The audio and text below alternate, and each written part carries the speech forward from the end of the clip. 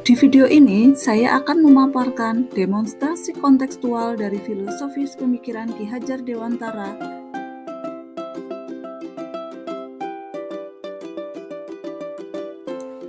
Latar belakang pemikiran Ki Hajar Dewantara. Ki Hajar Dewantara adalah seorang tokoh pendidikan dan juga seorang filosof yang lahir pada tanggal 2 Mei tahun 1889 di Yogyakarta. Nama asli beliau adalah Raden Mas Suwardi Suryaningrat. Ia merupakan salah satu pendiri Taman Siswa, sebuah lembaga pendidikan yang bertujuan untuk memberikan pendidikan dasar bagi rakyat Indonesia. Kiprahnya dalam memajukan anak bangsa membuat hari kelahirannya dijadikan Hari Pendidikan Nasional, yaitu pada tanggal 2 Mei. Dalam pemikirannya, Ki Hajar Dewantara sangat memperhatikan peran pendidikan dalam membentuk karakter seseorang. Ia berpendapat bahwa pendidikan harus dilakukan secara holistik, tidak hanya fokus pada aspek akademik saja, namun juga mengembangkan aspek sosial. Menurut Ki Hajar Dewantara, tujuan pendidikan adalah menuntun segala kodrat yang ada pada anak-anak agar mereka dapat mencapai keselamatan dan kebahagiaan yang setinggi-tingginya, baik sebagai manusia maupun. Sesuai dengan pemikiran Ki Hajar Dewantara, guru harus mampu berpihak pada murid, sehingga sebagai guru harus bisa menuntun murid sesuai dengan kodratnya, baik kodrat alam maupun kodrat zaman. Guru pun harus mampu memahami tujuan pengajaran. Tujuannya adalah agar kita memiliki murid yang memiliki kemampuan baik di bidang pengetahuan atau intelektual dan juga memiliki murid. Ada 3 pokok dasar pemikiran pendidikan berdasarkan filosofi Ki Hajar Dewantara. Yang pertama adalah pembelajaran yang berpusat pada murid. Pembelajaran berpusat pada murid merupakan suatu proses untuk mendorong murid agar terlibat secara aktif dalam kegiatan pembelajaran dengan mempertimbangkan. Yang kedua, menurut Ki Hajar Dewantara, pendidikan dapat menuntun segala kodrat, baik kodrat alam maupun kodrat zaman yang dimiliki oleh anak. Yang ketiga, pendidikan budi pekerti. Selanjutnya, pokok pemikiran pendidikan menurut Ki Hajar Dewantara adalah trilogi pendidikan. Kita sudah mengenal dan mendengar semboyan bagi pendidik menurut Ki Hajar Dewantara, yaitu yang pertama, Ingarso Sungtulodo. Artinya, seorang guru harus bisa memberi contoh dan panutan kepada muridnya. Yang kedua, Ingmatyo Mangunkarso. Guru harus bisa membangkitkan semangat atau kemauan dalam diri murid untuk terus belajar dan melakukan inovasi. Dan yang ketiga, Tutwuri Handayani. Guru harus mampu memberi dorongan, motivasi, atau arahan kepada muridnya. Implementasi di sekolah berdasarkan pemikiran Ki Hajar Dewantara. Pendidik menuntun peserta didik sesuai dengan bakat, minat yang dimiliki, serta kebutuhan peserta didik. Yang pertama, melalui program ekstrakurikuler di sekolah yang dapat mengembangkan minat dan bakat murid. Seperti contohnya di sekolah saya, ada berbagai macam ekstrakurikuler yang dapat mengembangkan minat murid.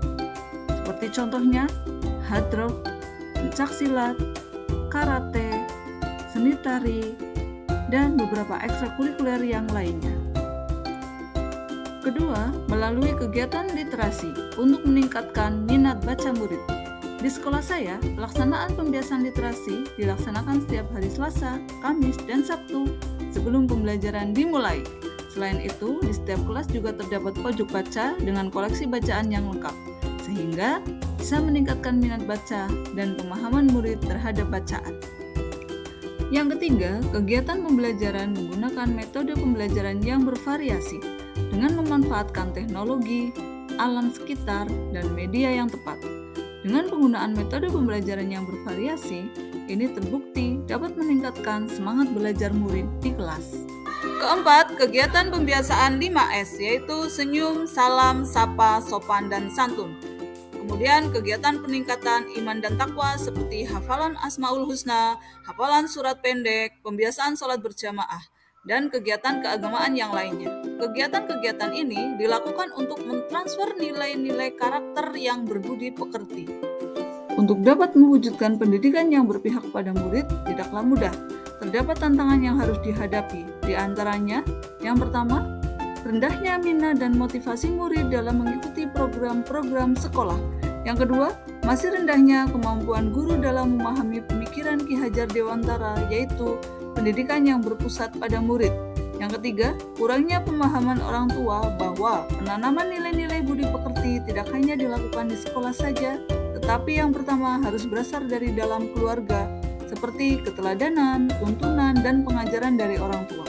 Dan yang keempat, kurangnya kerjasama antara orang tua dan pihak sekolah dalam pembentukan budaya atau karakter yang baik maupun dalam pengembangan bakat dan minat anak.